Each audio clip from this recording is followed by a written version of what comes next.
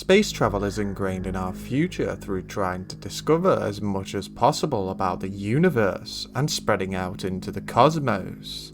In today's video, we are going to be discussing space travel, how it currently is, and how far we can potentially take it. What we know currently is that the fastest craft that we have, as of the 27th of September 2020, is the Parker Solar Probe, which has accelerated already up to speeds of 287,000 miles per hour, and is projected to possibly reach a maximum speed of 430,000 miles per hour. These are some very insane speeds for sure. These speeds are due to the size of the probe. The probe is about the size of a small car, and is of course a probe, so it does not have any human passengers to take into consideration when doing speed calculations.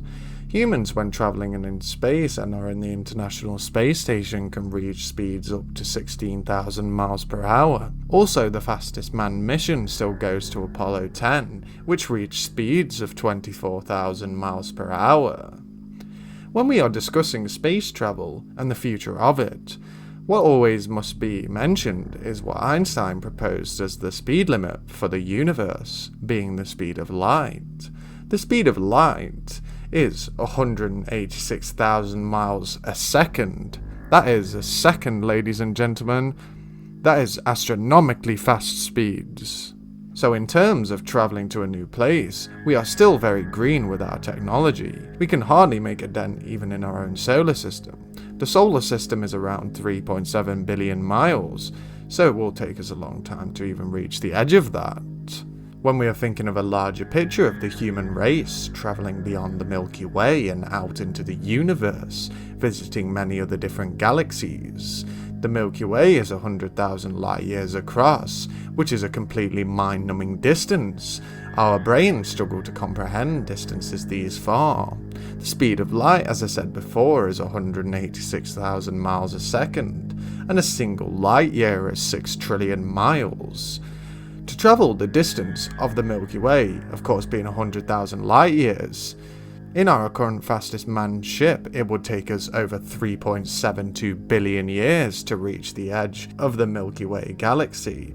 That is almost the same length that life has existed on planet Earth. It isn't hard to think that we most likely will remain in our small corner of the galaxy for hundreds of thousands of years. It all depends how far we can take propulsion technology or somehow discover some kind of anti-gravity technology that will help us travel closer to the speed of light.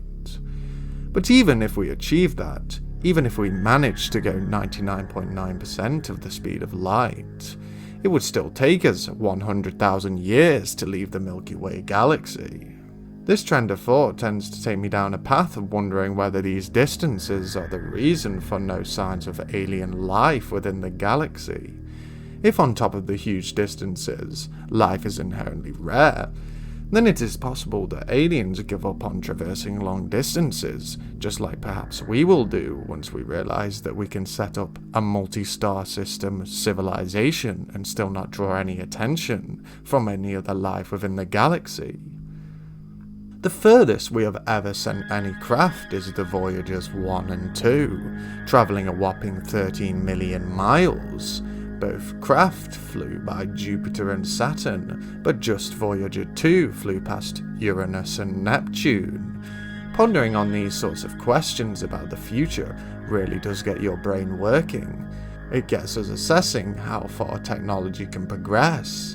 It feels like how fast technology has advanced over the last 50 years that the sky is the limit. The distances of travel and the limited resources that we have on Earth, mixed with what we as a collective put the most resources into. Space travel is one of the less funded compared to many of the other different sectors which are funded by the government. But through companies like SpaceX, they as a private company can use their funding and team up with NASA to complete their space travel goals. Theirs of course being travelling to Mars and setting up a colony. NASA's budget for 2020 was $22.6 billion. This is a huge amount of money, but takes up almost just 0.5% of the USA budget. We will perhaps see a gradual increase over the years as the demand for space exploration becomes more apparent. Of course, there is still much that humanity has to solve here on planet Earth before heading out into the solar system and colonizing planets. That being battling the climate crisis going on right now and trying to correct our course of global warming, which could take some time, but hopefully, if corporations cut down on emissions and we try and use many different avenues of science to combat these issues, then we can focus on space exploration and discovering more about the nature of our universe. In terms of space travel, it is an amazing time to be alive. We are at the pioneering stage of space exploration, so we just need to strap in and wait to see what happens, what fascinating new discoveries we may make. So that is the end of How Far Could We Go, episode 1 on space exploration. I'm going to have many more new episodes coming out in the near future on many different topics, so please stay tuned for those if you enjoy this type of video. And have an amazing day. Peace out.